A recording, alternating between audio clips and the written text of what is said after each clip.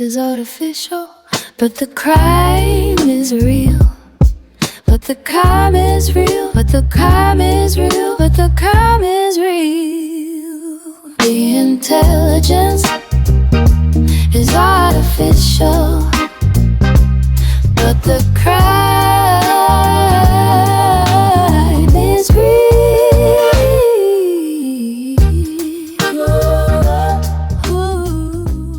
Chapter 1. The Girl Who Lit Up the Room. Before Brittany Murphy became a mystery, she was a spark.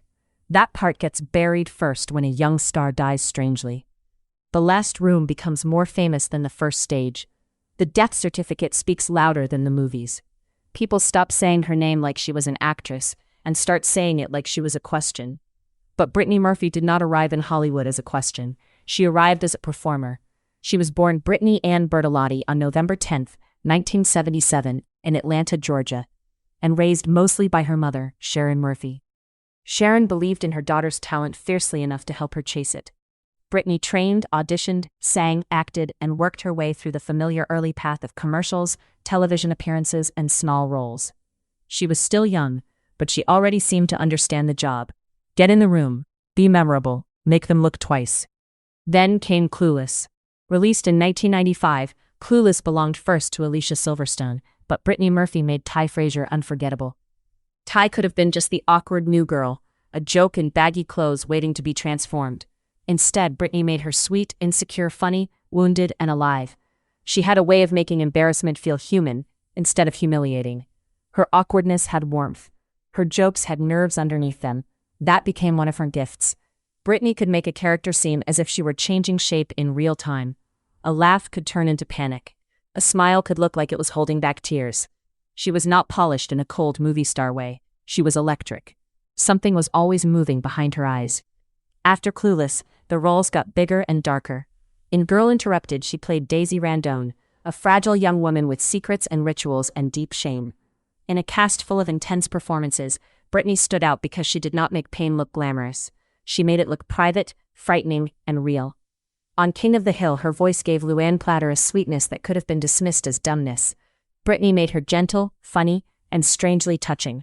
Then came 8 Mile, where she played Alex opposite Eminem. It was a rougher, more adult role, and she held the screen easily. Alex was not just someone to be desired. She was ambitious, damaged, hungry, and trying to get out. Once again, Brittany took a part that could have been thin and gave it a pulse. By the early 2000s, she was famous in a way that felt earned. She could do comedy, drama, romance, voice work, and strange side characters who stayed in your memory longer than expected. She was beautiful, yes, but that was never the most interesting thing about her. The interesting thing was the instability of her presence. She seemed funny and breakable at the same time. And then Hollywood began doing what Hollywood often does. It praised her for being different, then started sanding down the difference. Her body became a topic. Her hair became a topic. Her weight became a topic. Her energy became a topic. If she looked different, people treated it as evidence. If she seemed nervous, it became evidence. If her career stumbled, it became evidence. Long before her death, the public had been trained to read Brittany Murphy as a mystery. That matters, not because gossip explains what happened to her, but because it shaped the atmosphere around her. The machinery was already in place. The tabloids knew how to talk about her. Audiences knew how to worry about her. Hollywood knew how to use her, then question her, then slowly move on. The tragedy is not only that Brittany Murphy died at 32. It is that she should have had time to become more than the version of herself Hollywood understood. She should have aged into stranger, deeper, better roles. She had the timing. She had the vulnerability. She had the weirdness. She had the gift. Instead, her story bends toward the house in the Hollywood Hills, toward the bathroom, toward the ambulance, toward Simon Monjack, toward the second death 5 months later, toward theories, documentaries, and the question that keeps attaching itself to her name. But before all of that, there was Brittany Murphy on screen, funny and wounded and bright. Before the mystery, there was the girl who lit up the room. This is AI True Crime, and today, we're looking at the unknowable death of Brittany Murphy. Chapter 2. Hollywood starts taking pieces. By the early 2000s, Brittany Murphy was more than the girl from Clueless. She had shown real range. She could be funny, wounded, strange, romantic, frantic, and vulnerable. sometimes all in the same scene. She had one of those screen presences that made a small part feel larger than it was. Even when the movie around her did not last, Brittney usually did. But Hollywood has never been satisfied with talent when it can turn a woman into a story. First, Brittney was quirky. Then she was cute. Then she was sexy. Then she was fragile. Then slowly, she became troubled. Those labels gathered through gossip columns, red carpet photos, rumors, and the public habit of treating a young actress's body like evidence. If she seemed energetic, people called it too much. If she looked tired, something must be wrong. If she lost weight, people whispered. If she denied drug rumors, the denial became part of the rumor. The entertainment press did not need proof to build a narrative. It only needed a young woman whose appearance had changed and whose career no longer looked effortless. The celebrity culture of that era was vicious. Paparazzi swarms, gossip blogs, body-shaming covers, and televised mockery were all treated as normal. Young women were followed, photographed, judged, and then blamed for showing strain. Brittney was not the only actress caught in that machine, but she was especially easy for it to distort because her public presence had always seemed emotionally open. Her career also entered a less certain phase. She was still working, but the roles became uneven. That happens to many actors, especially women trying to move from breakout youth roles into adult stardom. Hollywood often knows exactly what to do with a woman at 22, then loses interest in imagining who she might become at 30. Brittney had the talent to grow, but the industry seemed less sure where to place her. There were still flashes of the actress audiences loved. She could still lift a scene with nervous energy or a sudden turn into sadness. But outside the work, the story around her darkened. Reports and rumors began to focus on whether she was reliable, whether she was healthy, whether she was difficult, whether something was going wrong. Some claims may have been exaggerated. Some may have had truth inside them. Most reached the public as fragments, shaped by people who were not telling the story for her benefit. That is how concern becomes dangerous. In entertainment reporting, concern can be another form of appetite. It lets strangers speculate while pretending to care. It turns a person's health, marriage, weight, career, and mood into communal property. Brittney became someone the public worried about from a distance, and that distance made the worry easy to consume. Then, Simon Monjack moved to the center of the story. Monjack was a British screenwriter and producer, though after Brittney's death, many of his claims and credentials would be picked apart in the press. He and Brittney married in 2007. From the outside, the relationship seemed to change the shape of her world. Later accounts from friends, colleagues, and documentaries described a growing sense that Brittney had become harder to reach. That does not prove a crime. It does not change the medical ruling in her death.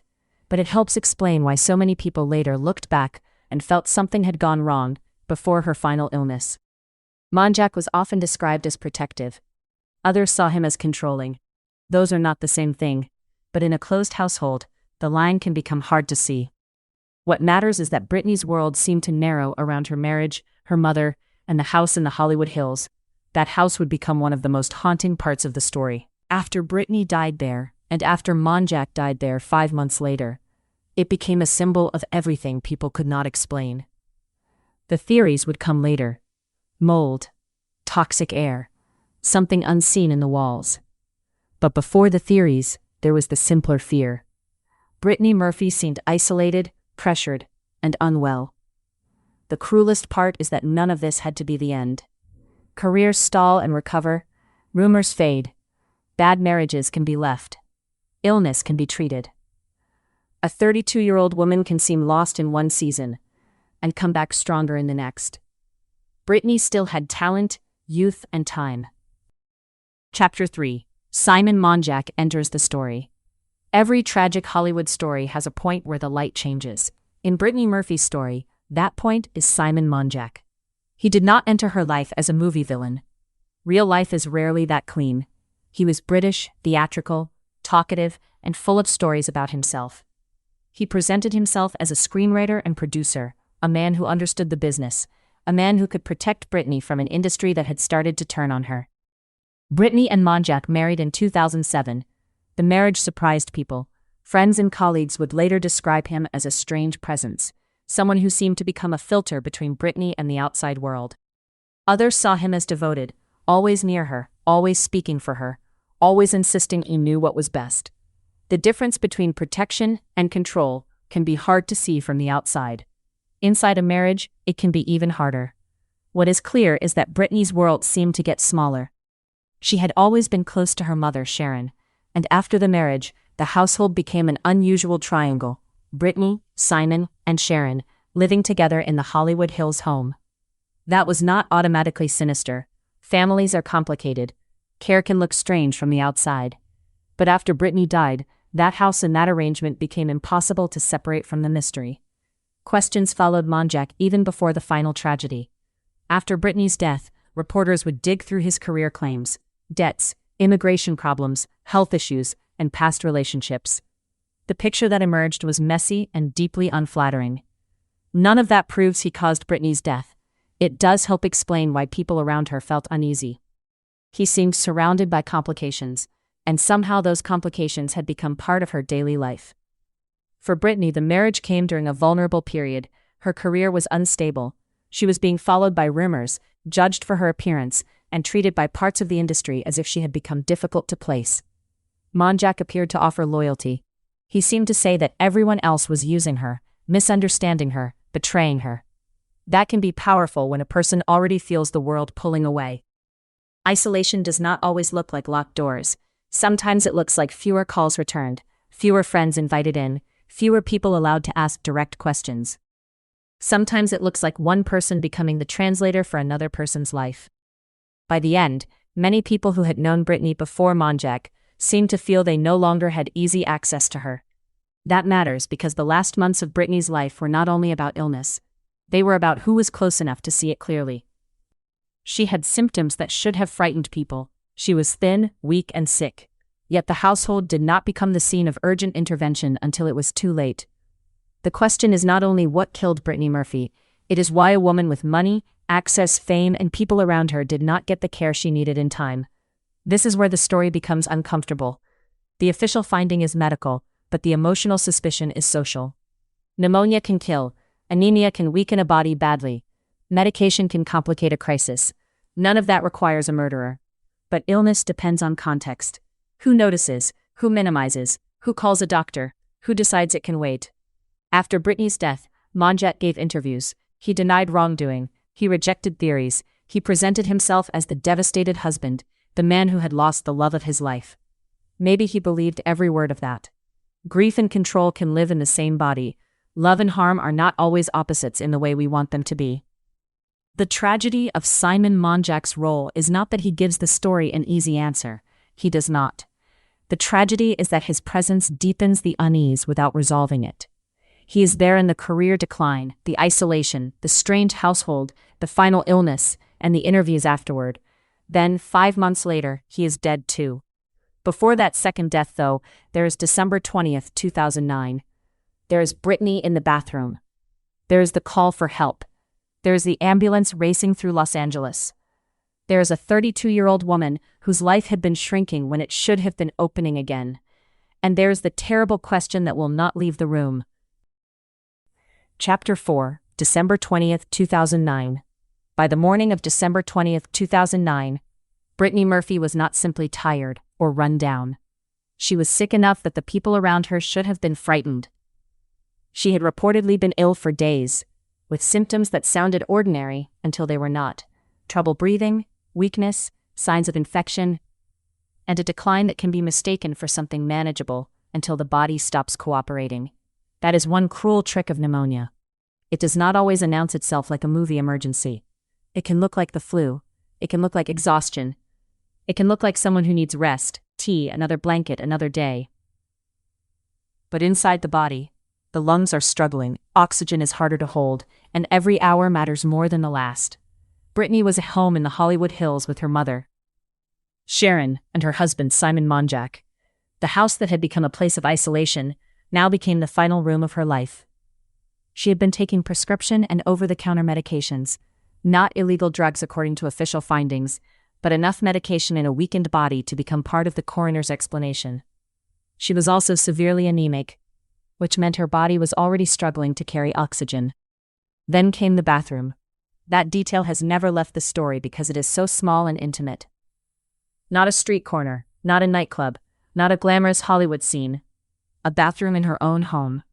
The most ordinary place in the world, suddenly transformed into the place where a famous life begins to end. Brittney collapsed there, and by the time emergency help was called, the situation was catastrophic. The 911 call brought paramedics to the house. They found a 32-year-old woman in crisis and began trying to pull her back. She was taken to Cedars-Sinai Medical Center. But fame does not matter when the body has gone too far. Doctors could not save her. Brittany Murphy was pronounced dead that morning. The first public reaction was shock, then disbelief, then hunger. 32 was too young.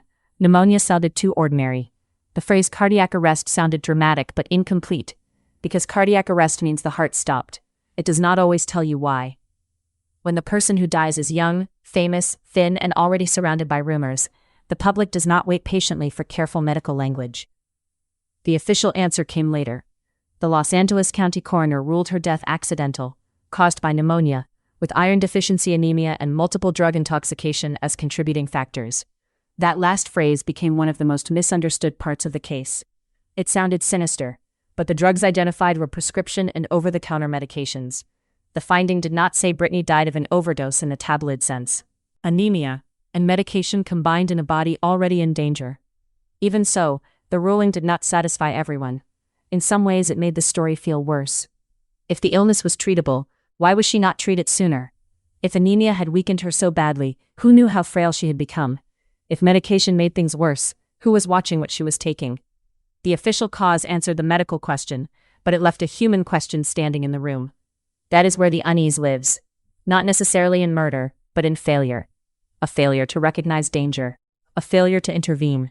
A failure of the strange, closed world around her, where sickness may have become normal enough that the emergency arrived too late. Brittney did not need to be murdered for her death to feel preventable. That may be the most disturbing possibility of all. Afterward, the images came rushing back. Brittney on red carpets, Brittney laughing in interviews, Brittney in Clueless, wide-eyed and bright, Brittney in 8 Mile, sharp and wounded. The public tried to connect those images to the woman who died in the bathroom, but they did not fit easily together. The distance between them was too painful. So the world began building theories to bridge it. But on December 20th, before the theories hardened, there was only the loss. A young woman who'd been a movie star, a daughter, a wife, a voice, a face, and a presence, was gone. The house in the hills was suddenly no longer just a home. It was the place where the question began. And the question was not only how Brittany Murphy died, it was how everyone around her failed to understand that she was dying. Chapter 5. 5 months later. For a little while after Brittany Murphy died, Simon Monjack remained inside the story as the grieving widower. He gave interviews. He rejected suspicion. He insisted that Brittney had not been destroyed by drugs, that she had not been hiding some dark secret, that the rumors around her were cruel and wrong. He presented himself as the man who loved her, the man left behind in the house where everything had gone wrong. But the house did not let the story end. On May 23, 2010, 5 months after Brittney's death, Simon Monjack was found dead in the same Hollywood Hills home. He was only 40 years old. The initial shock was immediate because it seemed too strange to be real. First Brittney, then Simon, same house, same strange cloud of illness, same public feeling that the official explanation, whatever it turned out to be, would have to fight against the shape of the story. The medical finding was eerie because it echoed Brittney's. Monjack's death was attributed to pneumonia and severe anemia, not murder, not a dramatic hidden plot, not the clean answer the public imagination had already begun preparing. Pneumonia and anemia, again, the same ordinary words, now made almost gothic by repetition. That repetition changed everything. Brittney's death alone had been shocking. Simon's death made the house feel haunted. It made people look backward with new suspicion. What had been missed? What was in that home? Was there mold in the walls? Was the air dangerous? Was there something environmental, something medical, something concealed? The theories did not need much help after that. 2 people dying months apart in the same house from overlapping causes was more than enough to turn grief into a machine. And yet, the frustrating truth is that strangeness is not the same as proof. 2 deaths can be horrifying without being criminal. Pneumonia can kill more than one person. Anemia can weaken more than one body. A household can be unhealthy in ways that are emotional, medical, and practical, without containing a murderer. But to the public, the coincidence felt too large to remain a coincidence. It asked too much of people to accept that Brittany Murphy and Simon Monjack both died young, both in the same home, both from illnesses that sounded preventable. Sharon Murphy was left behind, and public scrutiny turned toward her as well. She had lost her daughter, then her son-in-law, and instead of being allowed only grief, she became part of the mystery. That is one of the brutal habits of famous death. Everyone near the body becomes a character. Every choice becomes suspicious. Every interview becomes evidence. Every silence becomes a theory. The house itself became the easiest villain, because a house cannot defend itself. It could hold all the dread without contradicting anyone. It had rooms, vents, walls, shadows, and a Hollywood pedigree. Brittney had reportedly disliked it. Simon died there too. Mold theories spread because they gave the story a physical monster, something invisible, breathable, hidden behind paint and plaster. It was a theory with atmosphere. It felt right, even when feeling right was not the same as being proved. That is what makes this case so hard to leave alone. The official facts point toward illness, anemia, medication, delay, and neglect. The emotional facts point toward isolation, control, fear, and a home that seems to close around the people inside it. The conspiracy theories point toward poison, toxins, or something darker. Each version tries to explain a different part of the unease. But Simon's death did not clarify Brittney's, it complicated it. If he had lived, the public might have kept him in the role of possible villain forever. By dying in such a similar way, he became something stranger. A suspect to some, a victim to others, and to many, the second half of a pattern no one could fully explain. His death made it harder to treat Brittney's as a simple accident. But it also made it harder to build a simple murder story around him. What remains is a household where two people died too young, too close together, and too strangely for the public to stop looking. Brittany Murphy's death had already been sad. After Simon Monjack died, it became legend. The house in the Hollywood Hills was no longer just the place where an actress collapsed. It became the center of a Hollywood ghost story, built out of medical reports, unanswered questions, and the terrible feeling that something inside those walls had gone wrong, long before anyone called for help. Chapter 6. The Theories. After Simon Monjack died, the Brittany Murphy story changed shape. It was no longer only the death of a young actress. It became a pattern. Two people, 5 months apart, in the same house, with similar medical findings. For the public, that was enough to turn a tragedy into a mystery that refused to stay quiet. The first major theory was the house itself. The Hollywood Hills home became a character in the story, almost a suspect. People talked about mold, toxins, bad air, something hidden behind the walls. It made a certain emotional sense. If two people in the same place died in similar ways, maybe the place was the problem. Mold was especially powerful as an idea because it was invisible, domestic, and frightening. It turned the home into a slow killer. But emotional sense is not proof. The mold theory spread widely, but it was not accepted as the official cause of either death. The medical findings remained focused on pneumonia and anemia, with medication as a contributing factor in Brittney's case. Still, the theory stuck because it gave people something concrete to fear. A bad marriage is complicated. Medical neglect is painful. A toxic house is easier to picture. Then came darker claims. Brittney's father, Angelo Bertolotti, later pushed the idea that she may have been poisoned. That claim drew attention because it gave the story the shape people expect from true crime: a hidden enemy, a secret act, a murder disguised as illness. But those claims were disputed, and they did not replace the official findings. They became part of the case's afterlife, not its settled record. There were also theories about Simon Monjack. Before his own death, suspicion naturally gathered around him. He was the husband, the gatekeeper, the man many people believed had isolated Brittney. His background looked messy. His public statements sometimes seemed strange. He was easy to cast as the villain. But then he died too, in the same house, with pneumonia and anemia again in the story. That did not clear away suspicion. It made the whole thing stranger. Some people looked at Sharon Murphy. She had been in the home when Brittney died. She remained in the home after. She had also been one of the closest people in Brittney's life. In the cruel logic of public mystery, proximity becomes suspicion. But grief is not guilt, and being close to tragedy does not mean causing it. Sharon lost her daughter, and then became trapped in the machinery of speculation. The hardest theory to face is the least cinematic, that no one murdered Brittany Murphy, but that she was failed. Failed by people who did not understand how sick she was. Failed by an industry that had turned her decline into gossip. Failed by a household where isolation may have made danger harder to see. Failed by a culture that watched her grow thinner, stranger and more fragile. Then, treated that as entertainment until the story became irreversible. That version does not offer the satisfaction of a villain. It does not give us a dramatic reveal. It asks us to sit with something uglier and more ordinary. A young woman can die because the people around her normalize the emergency. A person can be surrounded and still not be properly cared for. Fame can put a spotlight on someone without actually protecting them. That may be why the theories never stop.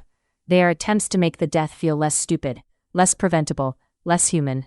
If there was poison, then there was a plot. If there was mold, then there was a hidden killer in the walls. If Simon was responsible, then the story has a villain. But if the truth is illness, weakness, medication, delay, and neglect, then the horror is quieter.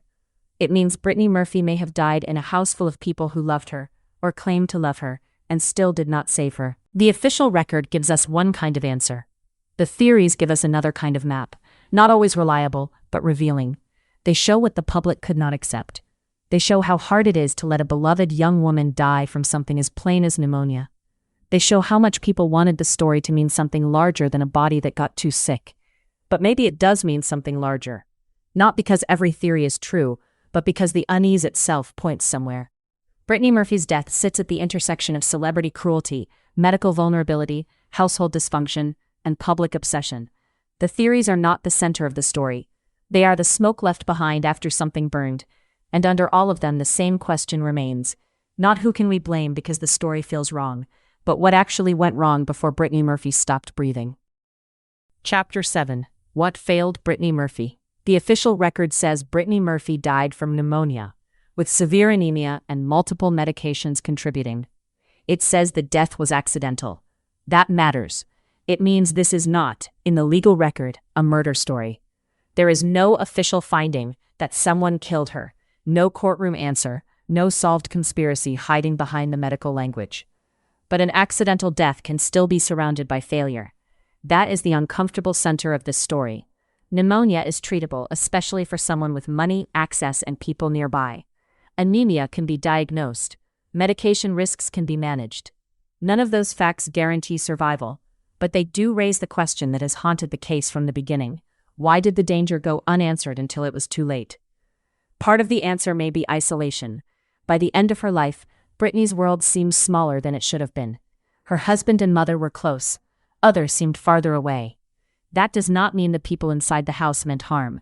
It does mean fewer outside eyes, fewer interruptions, fewer people with the distance to say, this is not normal, she needs help now. Another part may be the way illness hides itself inside routine. If someone is always tired, one more tired day can seem ordinary. If someone is often anxious, breathlessness can be misread. If a household has grown used to crisis, then crisis stops feeling urgent. This is how people miss emergencies, not always through cruelty, sometimes through denial, fatigue, confusion, or the dangerous belief that tomorrow will be soon enough. Hollywood failed her too, not in the simple sense that fame killed her, but in the way fame trained people to look at her. Her weight, her energy, her appearance, her marriage, and her career had already been turned into public material. When a woman is discussed as unstable long enough, real distress can become just another piece of the performance. People stop asking what she needs and start asking what is wrong with her. That is why the case feels so bitter. Brittany Murphy was visible everywhere and still somehow unseen. The camera could find her, the gossip press could analyze her, fans could worry about her, strangers could build theories around her. But none of that visibility translated into protection when her body was failing. The cleanest true crime version would give us a villain. It would say one person did this, one act explains it, one secret unlocks the house. The real story may be less satisfying and more frightening. A woman can be loved and neglected. She can be famous and isolated. She can be sick in a house full of people and still not get saved in time. So what failed Brittany Murphy? Maybe the answer is not one thing. Maybe it was a chain, an industry that consumed her, a public that misunderstood her, a marriage that narrowed her world, a household that missed the emergency, and an illness that moved faster than anyone wanted to believe. That does not make her death less tragic. It makes it more human. And sometimes the human explanation is the one we resist most, because it means the monster was not hiding in the walls. It was in every missed warning sign, every delay, every assumption that she would be fine. By the time help arrived, the question was no longer whether Brittany Murphy was in danger. The question was how long she had been in danger before anyone treated it like an emergency. Wrap up. The girl behind the question. Brittany Murphy's death became famous because it felt unfinished. A 32-year-old actress collapses in her own bathroom. The coroner says pneumonia, anemia, and medication. The death is ruled accidental. Then, 5 months later, her husband dies in the same house, with pneumonia and anemia again in the story. It is the kind of sequence that almost dares people not to speculate. But speculation can become its own kind of theft. It can take a person who lived a whole life and reduce her to the strangest room she ever entered. Brittany Murphy was not only the woman who died in that Hollywood Hills house. She was a child performer with a huge dream, a comic actress with perfect timing, a dramatic actress with startling emotional force, and a voice artist who made even the lightest character feel tender and real. That is what gets lost when the question becomes too loud. What happened to Brittany Murphy? It is a fair question, it matters, but it should not be the only one. We should also ask why Hollywood was so quick to treat her as unstable, why the public accepted cruelty as concern, why so many people could see her changing and still not see her clearly, why a woman with fame, money, access, and people in the house could become dangerously ill without being saved. There may never be one answer that satisfies everyone. The official record gives us the medical explanation. The theories give us the shape of public unease. The tragedy sits somewhere in the space between them, where illness, isolation, denial, fame, and neglect all press against one another until the ending becomes almost unbearable. Brittany Murphy did not need to be murdered for her death to be horrifying. She did not need a hidden villain for the story to be dark. Sometimes the crime is not a single hand in the shadows. Sometimes it is the slow shrinking of a person's world. Sometimes it is the way people turn suffering into gossip. Sometimes it is the failure to act while there is still time. And maybe that is why her story still hurts. Because beneath the theories and the documentaries and the haunted house atmosphere, there is something terribly simple. Brittany Murphy should have lived. She should have had more roles, more strange little line readings, more chances to surprise people, more years to become the actress she was clearly growing toward. Instead, she became a mystery. But before the mystery, she was Ty smiling through insecurity. She was Daisy breaking under the weight of shame. She was Luann with sweetness in her voice. She was Alex trying to turn hunger into escape. She was Brittany Murphy, funny and fragile and electric, lighting up rooms that were never kind enough to keep her safe. Tonight we looked at the strange death of Brittany Murphy. The official answer is illness. The lingering question is failure. This has been AI True Crime. The intelligence is artificial, but the crime is real.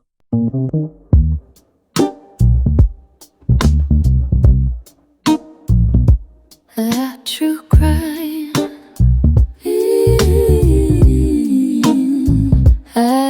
True crime.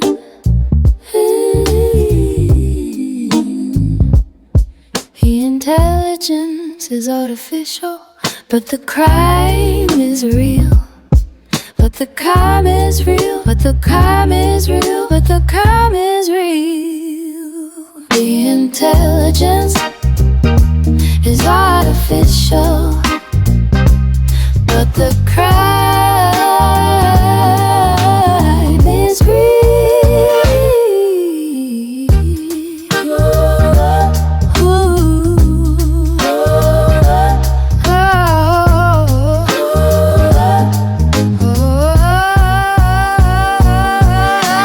True crime.